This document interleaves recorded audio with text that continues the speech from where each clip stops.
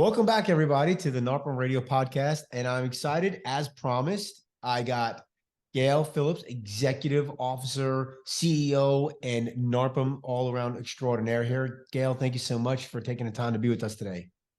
Pete, it's always wonderful to join you. Thank you. So, Gail, you are the Chief Executive Officer of NARPM, but you work for a company called OMG Management. Can you tell our listeners what the relationship is between OMG and NARPM? Sure, be delighted to. So our company, Organization Management Group, is a management company. Just like the property management companies manage properties, we manage associations and people.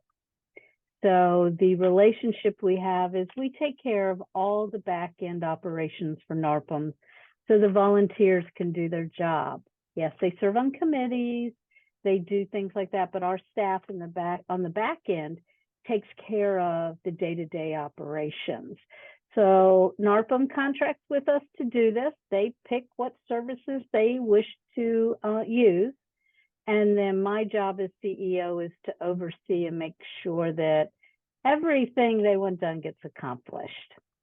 So what yes, go ahead. I'll say, so what are some of the other resources that that NARPM has access to by contracting with OMG?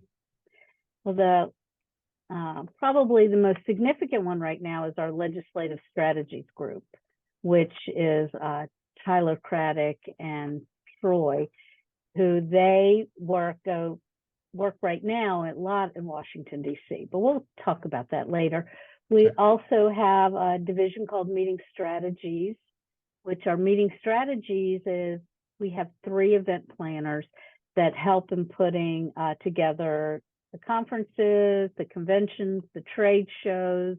They're professionals. They have designations, so that's what they're trained in doing. We also have, of course, our core management services, which is the support, the member support, myself. We have a deputy executive director, and we just added the communication public relations position with Victoria Hecht, who is pushing out all the social media and taking care of improving our communications. And then we also have our graphics department on our websites, and they take care of making sure that NARPM looks good, that we stay with our branding, that everything's taken care of as NARPM wants, along with maintaining the website.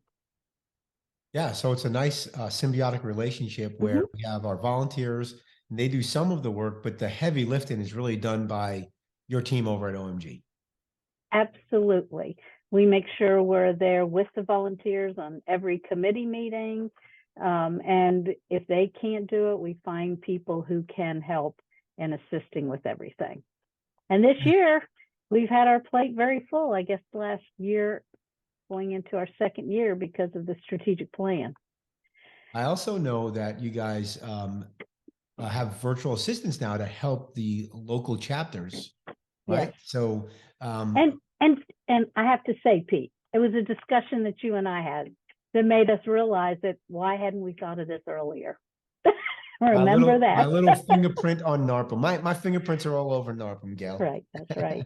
That's right. And it actually has been the chapters who have adopted the virtual assistants really are understanding the benefit that they bring. And hopefully members know that NARPM's paying for that. NARPM National is fully funding those virtual assistants. Nothing is being paid by the chapters unless they want additional services. Yeah, and if you're listening to this and you are on a local chapter board and you're not taking advantage of the virtual assistants, reach out to the team at NARPM and they will help you get plugged in. Is that correct? Absolutely. Chapter support at narpm.org will take care of it for you. There you go. Chapter support at narpm.org. Email them. Yes. Awesome. Yes. So Gail, how long have you been the CEO for NARPM? Well, our management company was hired in 2005 for the convention. I was supposed to be the interim, and thanks you to still might Mark, be the interim. It just might be a 20-year interim gig. Thanks to Mark Banner, I'm still here. But no, it's been an interesting and fun ride. It's been really great to see how NARPM's grown. And I will have to tell you, people talk about NARPM having money. When we were hired, they had $250,000 in reserves, and that was it. And one of our charges was we had to build up the reserves to make sure if we ran into that rainy day or needed to support our chapters or to do whatever, we had those funds available. And I think we've done a pretty good job of doing that. Nice. And just that's a great takeaway. If you listen to this and you are a business owner, how much do you have in your reserves? How many months can you go if we hit a rainy day like we did almost in 2020, where there was a lockdown and we all thought that we're gonna have a big rainy day. And for some of us it was. So Gail, you're probably the perfect person to ask. I know there's some old timers out there like Dave Holt and Mike Mangin, guys like that, but can you give us a little brief history of NARPM at all? I mean, sure. Actually, I can give you what has been shared with me by Dave Holt and the older folks. NARPM was formed because they felt they weren't getting any services for property management and with some of the organizations that were already established. So in the beginning days, they would do what you call fly-ins. They would fly in, they would go to the yellow pages, rip out the pages with all the property management companies and start calling them and inviting them to come meet with them and let's form chapters. And that was the way it started. Really? Yes. I didn't know it started that way. Yes, go talk to some of them. They'll tell you. And this core group of about, I think it was about 15, really built the organization. And the base of the organization was education. As you know, that really is the stronghold of NARPM is our education and our two major designations. So they have built on those, and we have built on those over the years to improve. But that was the core reason that they formed NARPM. Then they added the conference. After NARPM had been formed for a year, they added the convention, which was a great way for them to get together, to share, to network. Yeah, they didn't have to go to different cities. They had everybody come to them at that point. Yeah. Right. Well, there were so few of them, they could pick where they wanted to go. Right. So they, so then the convention. And nobody on Facebook at the time, because Facebook didn't exist, can say, I hate going to Vegas or I don't want to go to Hawaii. Wah, wah. There were advantages. But you're absolutely right. And from there, they added the magazine. And so they continually added things. And as they added, they grew. They grew in certain markets. They really started out. So were they self-managing all of this themselves at the time? Yes. Yeah. Oh, yes. Okay. Absolutely. And then if you ever talk to Bob Machado, he'll tell you about how many management companies he had to go fire or who fired them or whatever. That's Bob Machado out of Sacramento. Is that right? Yeah. So there are really some fun stories to hear about the beginning of NARPM, but this core group was dedicated, and they still are. The ones who are still very much involved are dedicated to the organization and know that NARPM is a good thing.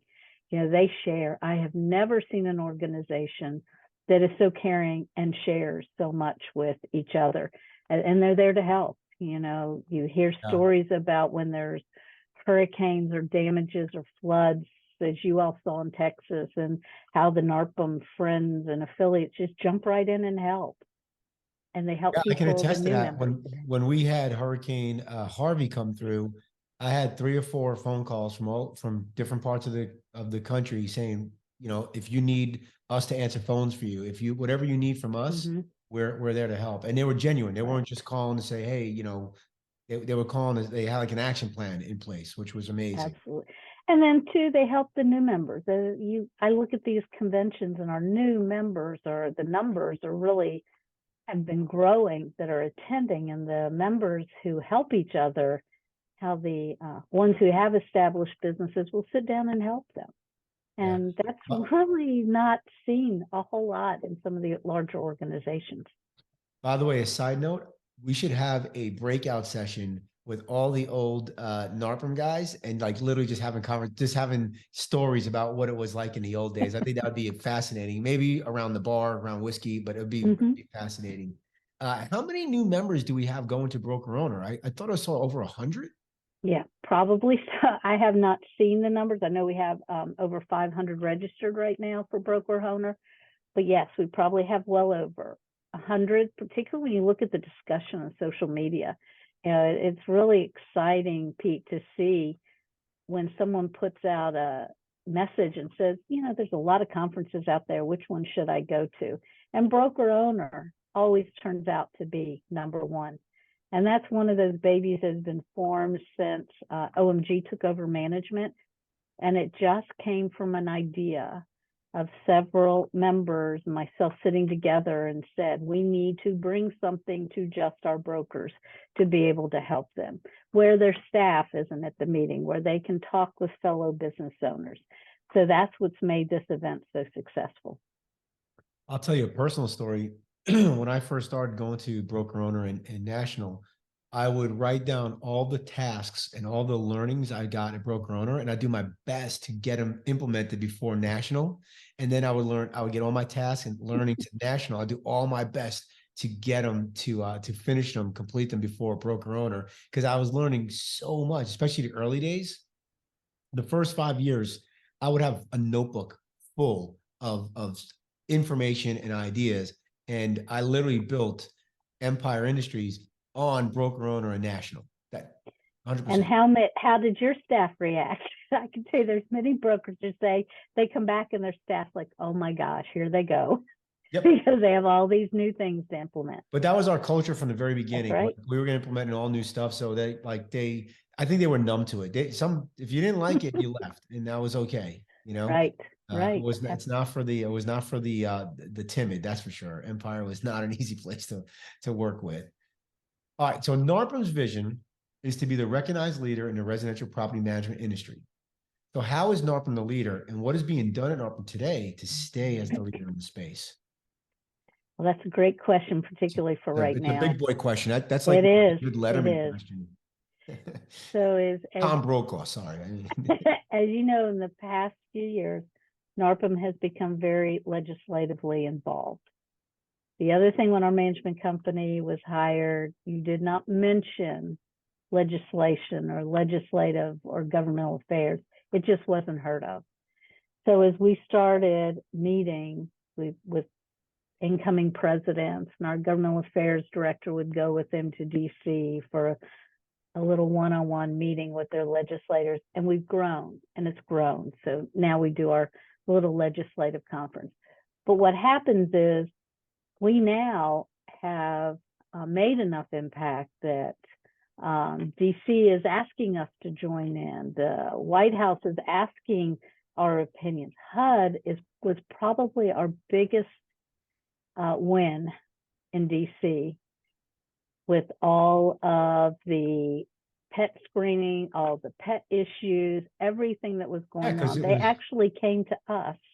Wow. And said, how can you help? And thanks to our members, we surveyed our members and got stories about how these pets, pigs, whatever, were impacting their properties and how things were happening for renting. And we gave those to HUD. And HUD was amazed. They thought it was just dogs and cats. And it was surprising Chickens. When they read the story of the chicken and the pig and they said, we had no idea. And we said, that is real life. Well, we're doing that right now. So we're collecting Section 8 stories. We have a website where we're collecting Section 8 stories for something very similar. So what's that URL? Sure. It is mysection8story.com. And what we're asking people to do is to share their stories, good, bad, whatever story they have. We're asking them to share it on this website. We're collecting this data, and we'll be using that when we go talk to the legislators, whatever we need with the Section 8, we're going to be using these stories. So we're trying to collect it. It's open to everyone, not just NARPM members. So anyone who has a Section 8 story, we encourage you to go there. Again, it's mysection8story.com. And so what are we trying to do? Just try, as NARPM as an organization, we're trying to just give the Section 8 Housing Authority some information so they can make better decisions? Well, it's the whole housing issue that we're dealing with. You know, we want to make Section 8 better. We want to make it so it, you know, in some areas it works really well. Some areas property managers wouldn't even consider using Section 8. So we want the government to understand why. We want them to understand the issues that people have with using Section 8. And even in the areas where things are working, why is it working? So it's our way of helping them to understand, just like we did earlier, to help them in understanding what exactly is happening with Section 8, you know, because they're not involved with it like you all are. So, as you asked about the impact, that's probably the biggest thing we're doing right now as far as protecting our members and getting our name out.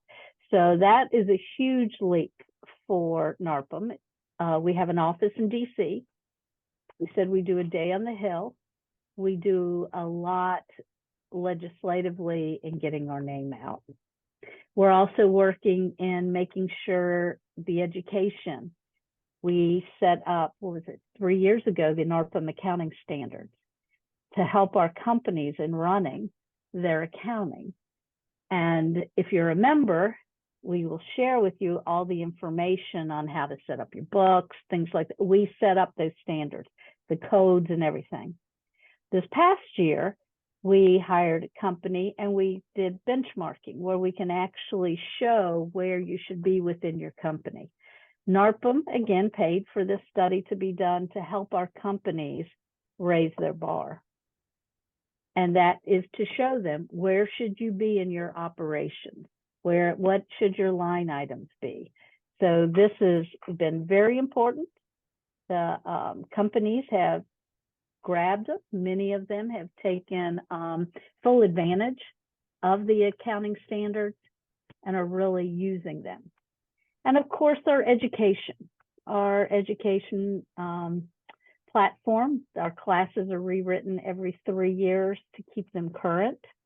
We're getting ready, hoping all goes well, in April to approve a new certification. And it's going to be for the NARPM accounting standards certification so that companies can get those. And that, so when somebody's dealing with you, if you get a client, you can say, I have this certification because I'm using the NARPM accounting standards. You'll have to take classes. There'll be things set up for companies to do. So we're trying to raise the bar on how our members operate their companies.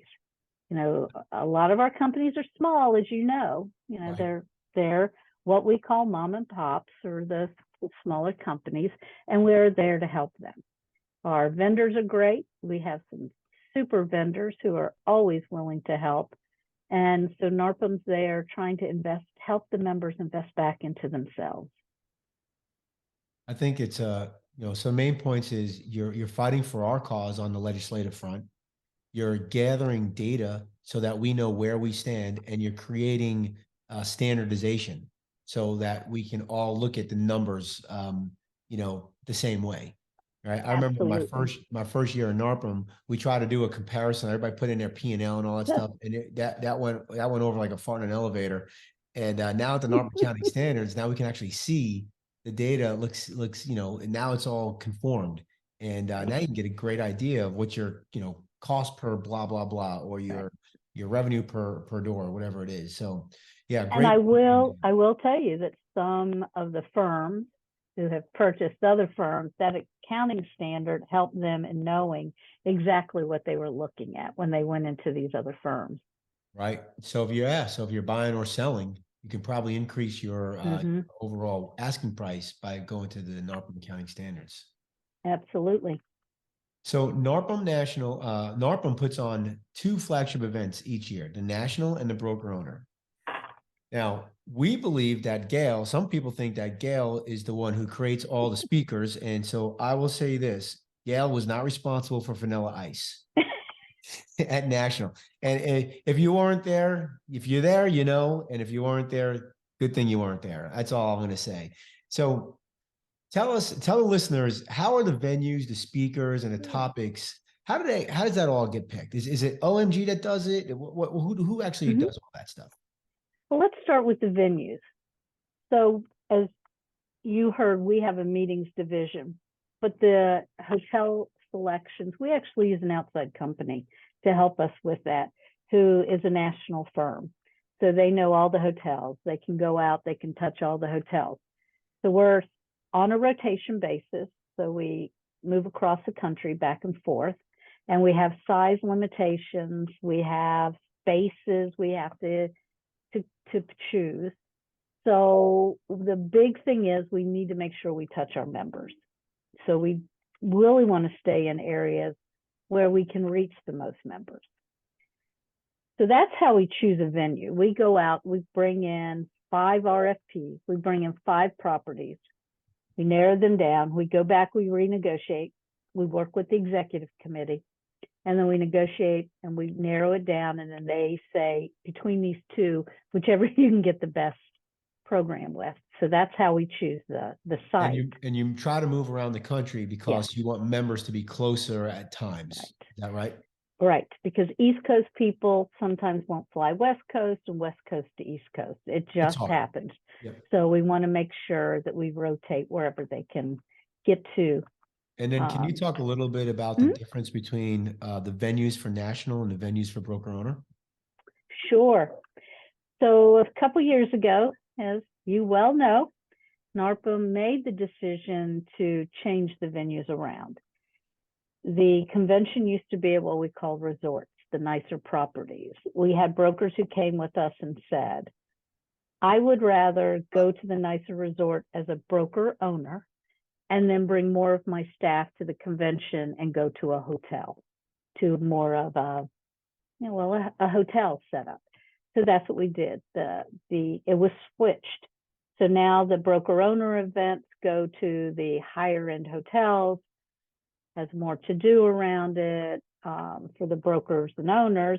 And then for the convention, we try to do what we call convention hotels. They're hotels that have meeting space within it, but they're bigger basically hotels, a hotel. but a little bit cheaper. Not right. As big They're as more affordable so that they can bring their staff if they wish. Okay. So that change was made. Whether, I know everyone didn't agree with it, but it's working right now. And if I recall, the national stuff, we're trying to put more in the center of the country as well, so more people can get there. Is that? Well, if we have to, like right now, we're having an issue. I know no one will believe this, but with COVID, a lot of associations had to cancel their meetings, right? During COVID, some canceled them for 2 years. Well, guess what is happening in 2025? All those meetings that were canceled in 2020, 2021, even 2022 are now being booked in 2025. We cannot find a hotel where we were supposed to be for 2025. Wow. So there's a backlog and now everything's full. Wow. So we actually went to 5 different locations to find a hotel that would handle the space that NARPM needed. And we think we have one. I'm not saying a word about where it is. And we're going to hopefully be there in 2025, which is off of our rotation, but we didn't have a choice. So that's our other issue right now. You guys are looking at venues for 2025 now in 2023. We've actually been instructed to go to 2027 because the hotels are so hard to find right now, and the prices are going up so much. Maybe we could just get one big Airbnb and have everybody there. There you go, or a community of Airbnb. There you go. All right. So that's kind of venues. So talk about speakers and topics. This is really the exciting part. And I'm going to How did Vanilla Ice get through the vetting process? Is everybody's on everybody's mind? I'm just kidding. Well, you have to ask the committee because, So Gail does have, yes, I do have final say on certain things within the committee, but we let the members pick the programming because you all know, the members know what the members want. At least so So you're going to see things change this year. Broker owner, if you attended broker owner, you'll see that what Scott Brady and his team did was make a decision that they were going to pick the topics and then pick the speakers. Normally, what has happened in the past is NARPM put out a call for presentation. Everybody dumps in their presentations and they look at the presentations. And you have to submit videos and all of that. And then from that, they pick the presentations. Well, what's going to start happening now at the end of every event, there's going to be a question in the survey that says, what hot topics do you feel need to be covered at the next event, the next convention, next broker owner? And that should drive the topics and the presentations that are going to be happening at the convention.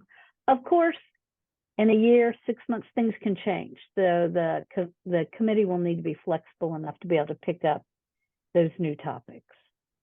Right. So that's how, and truthfully, I get calls from members over things that I didn't even know were coming up the pipeline. And so I will tell the committee chair or our staff, hey, see if you can find somebody on this, if this could be something of interest.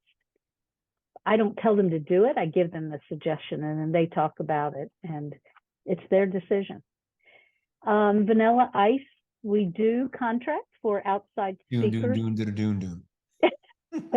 I did get to meet him. But we do contract for outside speakers, a broker owner. They are to be business speakers. They are not motivational speakers. They use 3 speakers, 3 outside speakers. Okay. Convention, it's the same thing. I think they have a couple more, and theirs can be motivational. They are to watch the videos. They are to vet them. Well, when you vet sometimes a national speaker, such as, for example, Vanilla Ice, what you're seeing could be different than what you get. I mean, it's just going to happen. Right. We were very fortunate when we brought in another big name speaker that he really did a great job. He did exactly what he said he was going to do. He was a business speaker, and a lot of people got a lot out of him. It doesn't always happen. Got it. Well, I appreciate you putting some color to that. By the way, I was actually one of the people who thought Vanilla Ice was a good pick because he does he does that Vanilla Ice project and he was real estate related and he's been in front of people before as an entertainer. I thought he'd be great. And yeah, I guess the great ones have off days. And Pete, honestly, that's what the committee thought too, because he has his flipping program, because when you heard him, he owns a lot of investment properties. That's truly what the committee thought too. Yeah. So I think when the whole presentation was done, what they expected and what we got were 2 different things. And it happens. It happens. All right. So how many members does NARPM have now? And what are the latest marketing initiatives to drive membership? What have we been doing that's working? Sure. So we're right around 6,000. We just finished our dues billing, so we're down a little bit. As far as you, I don't know if you remember, because your listeners may not know, Pete used to be an RVP and served on the board of directors. As we ask on every application, how did you become a member? How did you learn about NARPM? And 70% of them is member to member. A member referred them. A member told them about it. Yeah. It's that high, yeah. huh? Mm-hmm. Wow. So it's very, very important that chapters, that when they have chapter meetings, that they're inviting members. So we really push grants to our chapters. We give them 2 different growth grants that they can use to hold meetings. We push things to them to try to bring the members in. We probably are not marketing as strongly as we used to, going to other trade shows, because we've taken that money, we've put it into VAs, we've put it into grants, we put it into other things right now. So that's the big things. We rely a lot on our affiliates too. They're a big help with us growing our members. And it's really amazing to hear members talk to each other. So, NARPM is pretty steady. They don't do any wild growth. It's pretty steady every year. And since the first of the year, we probably have had our biggest growth because we grew about 400 people I in think as about you two see and a half more months. I think as you see more legislation coming into the industry, people are going to gravitate towards Right. being part of an organization, especially now that NARPM's pivoted to really being the forerunner on legislation for property management. Yeah. Absolutely. So And I think that, talk a little bit yeah. about these grants real quick. So again, if you're at a local chapter, there are grants that Mhm. NARPM National will give the local chapter funds to have membership initiatives, membership drives. Right. Is that correct? Right. Yep. So if a chapter decides they want to do a trade show, for example, with a neighboring association, we have $1,000 grant that they can use to help underwrite that trade show. So they can apply for that. If they want to do advertising, we have a $500 grant that they can use for advertising. When they do membership events, we have they can apply for two $500 grants to help underwrite, either bringing in a speaker, bringing in, covering the venue, covering some of those costs for 2 different events to help grow membership. So these grants are specifically for chapters. We have now an advocacy grant that chapters can use for growing their legislative program, because that's the other area we want chapters to grow, is within their the legislative arena.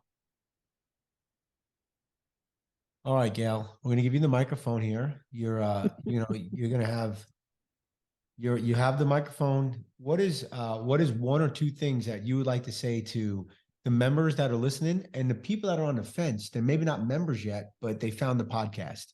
Is there anything you want to let people know? Well, Pete, NARPM really does listen to the members. The last year and a half, we've gone through a tremendous strategic plan. And that strategic plan came from the members, because we heard that people thought NARPM wasn't being transparent enough. So we hired a facilitator, so NARPM wasn't doing it themselves, and he went out and talked to the members, found out what the members wanted, and came back, and we built our strategic plan around that. And this past year and a half, NARPM and the committees have worked diligently in trying to accomplish. Can you share the 1 or things 2 that are points of that Sure. strategic plan? Sure, I'll be happy to. So one of them, what the big discussion was, our election process and how it's handled.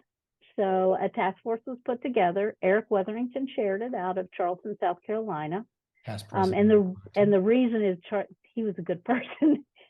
Eric knows how to research. So he had a great task force put together, and they researched how other organizations do elections, the American Society of Association Executives. They got reading material from them, and they spent the time in researching it. And I have to be honest, the process is going to change some, but not the election. It's still going to be, you're still going to have one candidate. It's still going to be a slated election, but you have write-ins. They reduced the number of people needed to have to sign a petition to be a write-in. So they did that. And that came from and the nominating committee, when they're interviewing, the candidates are going to know who's on the nominating committee. And that's the transparency, because they said it wasn't transparent enough. We said, fine. The committee said, fine, we're going to let you know. And so they looked at that, and they really researched it. They really studied to make sure that what they were doing was within line with the industry. The other thing that we've done is we've looked at both the convention and the broker owner. There were 2 task forces formed to keep those events relevant. And the recommendations from broker owner are coming to the board at this upcoming board meeting, and we'll see. Hopefully they'll all be adopted, and there's some really exciting changes that will be coming out of it. Convention was pretty much, there were a few things like how to vet our affiliates for teaching classes, how to do to make sure that the courses coming out are relevant. But the one thing that came out of both of them is every 3 years, NARPM needs to study the relevancy of their events. Nice. So that was a big step for them. We're forming an at-large chapter. So we have a lot of at-large members who don't have a chapter. So the Member Services Committee got approved the formation of an at-large chapter. So they're in the process of trying to put the final bows around that so that it'll be totally virtual. It'll run under NARPM National, so there won't be any corporate stuff, but where members who do not belong to chapter can still get education, can still get networking, can still get the benefits from belonging to a chapter, which is huge. And of course, our biggest struggle, as you know, has been our chapters. Is we have the good, we have those that are struggling, Yep. But chapters are very important to NARPM. And our state chapters, we're supporting them and putting on their state conferences, and those are also very important.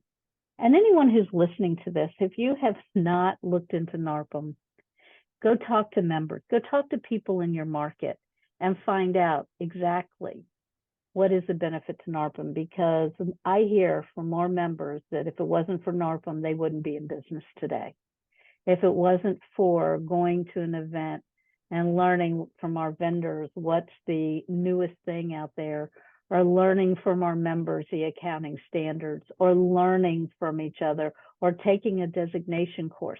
Our designation courses, thanks to COVID, have turned virtual, a lot of them. And it was interesting the other day, you know what I heard, Pete? We had a guy who took a classroom, because everyone says classroom's the best because you can talk to each other. And then he took a classroom virtually. He said the virtual class was so nice because he had people from all across the country in that class. Right. So he didn't have to learn just about his market. He learned about other markets.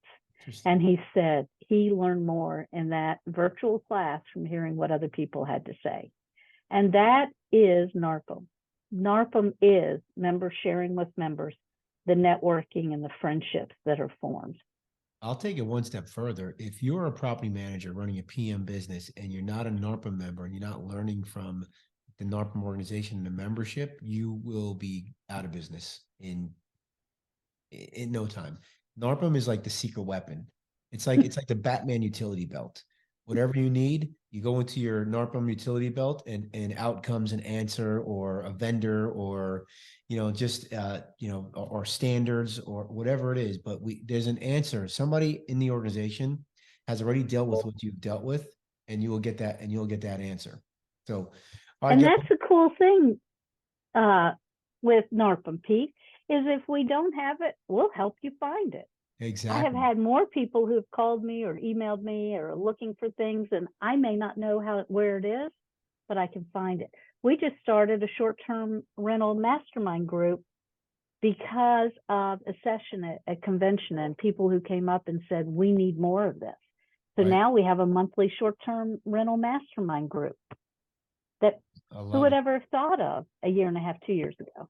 I'll never forget when we were at strategic planning, you and I and the board, and you hand me a phone, Pete, I need you to talk to this guy. And it was, I think, somebody in North Carolina. They just went through like a major storm, and I'm like, yeah. And I sent him all my documentation, sent him everything I had, because we had gone through the storm, and I created literally like what we did to survive the storm. And I believe it helped them. I hope it did. But again, how are you going to get that? How are you going to get that person who's been there, done that, and then they share all that information? And that really is NARPM in a nutshell.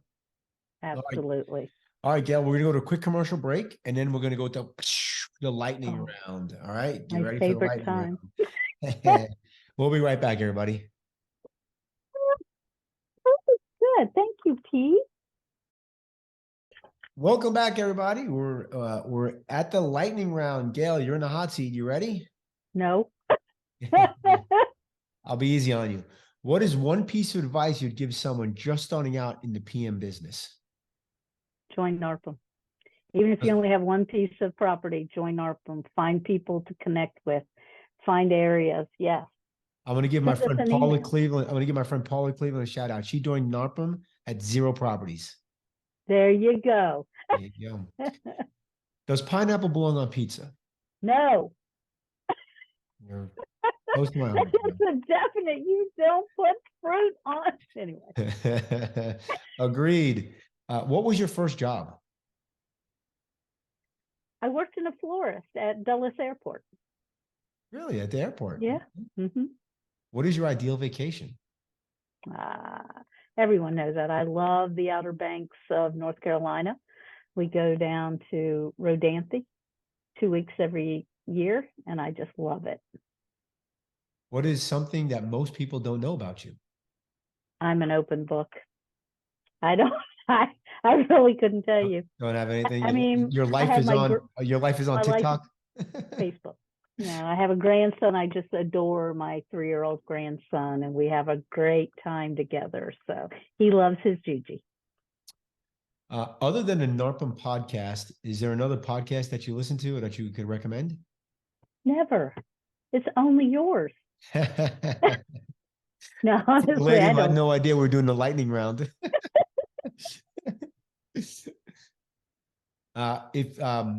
What book are you currently reading, or what is one that's impacted your business or life?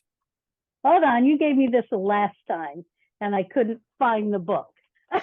Hold on, where'd it go? Oh, so that is true. Gail is a repeat guest on the show. We have Gail once a year to talk all things NARPM. What's the book, Gail? So it was Go Giver Leaders, Go Givers. That's a great book. Eric Weatherington's book when he was president. And it was a book I really got a lot out of. I agree. The Go Giver was a great book. And then I'll give you the last question here. Prefer dogs or cats? Dogs. I know you're a dog person. They're the best. All right. Well, Gail, if somebody wants to join NARPM, how do they do it? Sure. It's very easy. You go to www.narpm.org/join, or you send an email to info@narpm.org, and our staff will be more than happy to help you out. Or you can call them 800-782-3452. And if you feel like you need remote team members to help you with your business, please think of VPM Solutions, vpmsolutions.com. Gail, thank you so much for being here today. Everybody have a great rest of your day. Thanks, Pete.